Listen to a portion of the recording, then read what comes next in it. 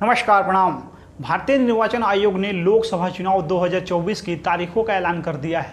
इसी के साथ देश में आदर्श आचार संहिता लागू हो गई है। अगर आप सोचते हैं कि आदर्श आचार संहिता पार्टियों या नेताओं के लिए है तो संभल जाइए। अगर आपने भी इसका उल्लंघन किया तो खमियाजा भुगतना पड़ सकता है।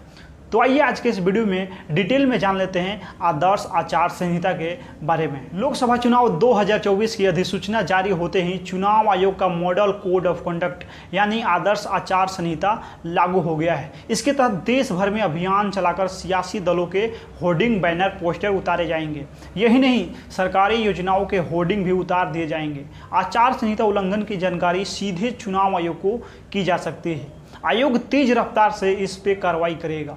बता दें कि जहां एक तरफ आदर्श आचार संहिता को लेकर लोगों में जानकारी की कमी का फायदा उठाकर सरकारी अधिकारी काम करने से इनकार कर देते हैं, काम करने से मना कर देते हैं, वहीं लोगों में भी ये गलत धारणा है कि आदर्श आचार संहिता सिर्फ राजनीतिक दलों और नेताओं पर लागू होती है। अगर आप भी ऐसा ही सोचते हैं तो सावधान हो जाइए। राजनीतिक दल या नेता ही नहीं, अगर आम आदमी भी आदर्श आचार संहिता का उल्लंघन करता है तो उसे भी जेल की हवा खानी पड़ सकती है। हालांकि आपका ये जानना बेहद जरूरी है कि इस दौरान सभी सरकारी कामकाज बंद नहीं होते हैं। लिहाजा अगर कोई सरकारी अधिकारी आपके काम को करने से इनकार कर देता है तो आपको पता होना चाहिए कि नियम क्या कहता है। बता दें कि आपकी ज़िंदगी से जुड़े जरूरी काम आदर्श आचार संहिता लागू होने के बाद किसी भी सूरत में बंद नहीं होंगे।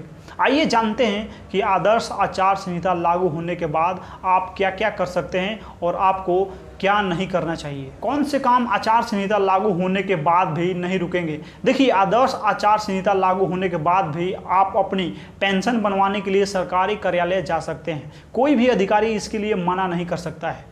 वहीं आधार कार्ड, जाति प्रमाण पत्र बनाने का भी काम इसी दौरान जारी रहेगा। बिजली, पानी, साफ सफाई से जुड़े काम सुचारू तौर पे होते रहेंगे।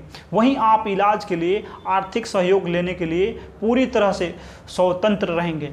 प्रशासन को सड़कों की मरम्मत का काम जारी रखना होगा। इसके अलावा किसी भी चालू परियोजना पर रोक नहीं लगेगी।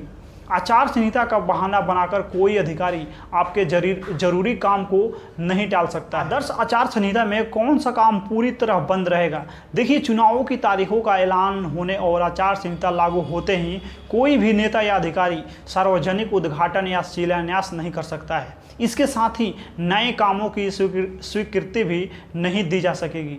जिन क्षेत्रों में आदर्श आचार संहिता लागू होगी वहां सरकार की उपलब्धियों के होर्डिंग नहीं लगेंगे। वहीं पहले से लगे होर्डिंग हटा दिए जाएंगे। संबंधित निर्वाचन क्षेत्र में शासकीय दौरे नहीं होंगे। सरकारी वाहनों में सायरन नहीं लगाए जाएंगे। सरकारी भवनों में प्रधानमंत्री, मुख्यमंत्री, मंत्री और राजनीतिक हस्तियों के फोटो लगाने पर भी रोक लगा दी जाएगी। कोई भी व्यक्ति या नेता सरकार की उपलब्धियों वाले विज्ञापन प्रिंट, इलेक्ट्रॉनिक और दूसरे मीडिया में नहीं दे सकेगा। इस दौरान आम लोग भी सोशल मीडिया पर पोस्ट करने के समय सावधानी बरतें। आपकी एक पोस्ट आपको जेल भेजने के लिए काफ़ी है। कोई भी मैसेज शेयर करने या लिखने से पहले आदर्श आचार संहिता के नियम को पढ़ें। किन किन मामलों में आम आदमी को भी हो सकती है जेल। देखिए, अगर कोई आम आदमी भी इन तमाम नियमों का उल्लंघन करता पाया जाता है तो उस पर भी आदर्श आचार संहिता के तहत सख्त कार्रवाई की जाएगी। सीधे शब्दों में कहें तो अगर आप अपने किसी नेता के प्रचार अभियान से जुड़े हैं तो आपको इन नियमों को लेकर जागरूक रहना होगा। अगर कोई राजनेता आपको इन नियमों के खिलाफ काम करने को कहता है तो आप उसे आदर्श आचार संहिता के बारे में बताकर ऐसा करने से इनकार कर सकते हैं। अगर आपने आचार संहिता का उल्लंघन करने वाला कोई भी काम किया तो आपके खिलाफ तत्काल कार्रवाई की जाएगी। ज़्यादातर मामलों में आपको हिरासत में लिया जा सकता है। लोकसभा चुनाव 2024 के लिए चुनाव आचार संहिता लागू होने के बाद सरकार वोटरों को लुभाने वाली कोई भी घोषणा नहीं कर सकती है। राज्यों में चुनाव की तारीखों के ऐलान के साथ ही सरकारी कर्मचारी चुनाव प्रक्रिया पूरी होने तक निर्वाचन आयोग के कर्मचारी बन जाते हैं। बता दें कि आदर्श आचार संहिता चुनाव आयोग के बनाए नियम है। जिनका पालन हर पार्टी और हर प्रत्याशी को करना जरूरी होता है। इनका उल्लंघन करने पर सख्त कार्रवाई की जा सकती है।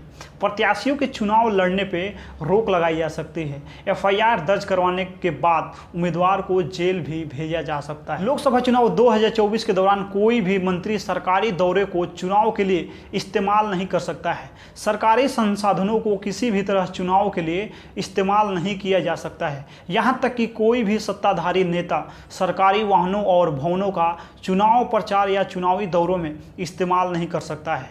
केंद्र सरकार और कोई भी राज्य सरकार न तो कोई घोषणा कर सकती है और न ही शिलान्यास और न ही कोई लोकार्पण कर सकती है।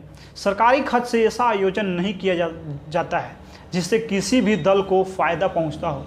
इस पर निगरानी के लिए चुनाव आयोग पर्यवेक्षक नियुक्त करता है। कोई भी नेता आम आदमी को परेशान नहीं कर सकता है। हर प्रत्याशी और राजनीतिक दल को जुलूस, रैली, जनसभा या बैठक करने के लिए चुनाव आयोग से मंजूरी लेनी होगी। इसकी जानकारी नज़दीकी थाने को भी देनी होगी। सभा की जगह और समय की जानकारी पहले से पुलिस अधिकारियों को देनी होगी। कोई भी पार्टी या उम्मीदवार ऐसा काम नहीं कर सकता जिससे जाति, धर्म या भाषाई समुदायों के बीच मतभेद या घृणा फैले। वोट पाने के लिए किसी भी तरीके से घूस देना, मतदाताओं को परेशान करना प्रत्याशियों और पार्टियों को भारी पड़ सकता है। यही नहीं, अगर कोई नेता किसी पर व्यक्तिगत टिप्पणी करता है तो चुनाव आयोग उसके खिलाफ कड़ी कार्रवाई कर सकती है। मतदान के दिन मतदान केंद्र से 100 मीटर के दायरे में चुनाव प्रचार पर रोक रहेगी। मतदान से एक दिन पहले यानी 24 घंटे पहले से किसी भी तरह की बैठक पर रोक रहेगी।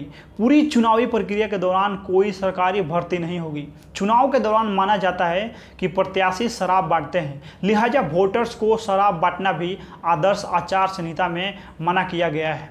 चुनाव अभियान के लिए रोड शो, रैलियां या किसी भी दूसरी वजह से यातायात में रुकावट आदर्श आचार संहिता का उल्लंघन माना जाता है। चुनाव के दौरान मतदाताओं केंद्रों के आसपास चुनाव चिन्हों का प्रदर्शन नहीं किया जाएगा। केवल चुनाव आयोग से वैध गेट पास पाने वाले व्यक्ति ही मतदान बूथ पे जाएंगे। हेलीपैड, मीटिंग ग्राउंड, बंगले, सरकारी गेस्ट हाउस जैसी सार्वजनिक जगहों पे कुछ प्रत्याशी एकाधिकार नहीं जमा सकते हैं। इन जगहों को प्रत्याशी समान रूप से इस्तेमाल कर सकते हैं।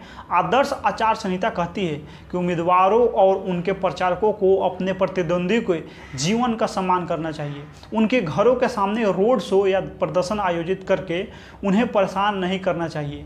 मतदान पर्यवेक्षकों के पास मतदान में किसी भी मुद्दे की शिकायत दर्ज की जा सकती है। उम्मीद करते हैं कि आप लोग इस वीडियो को समझ गए होंगे और आदर्श आचार संहिता को समझ गए होंगे। बाकी इस वीडियो में आप लोग अपना प्रतिक्रिया दे दीजिए। बहुत बहुत धन्यवाद।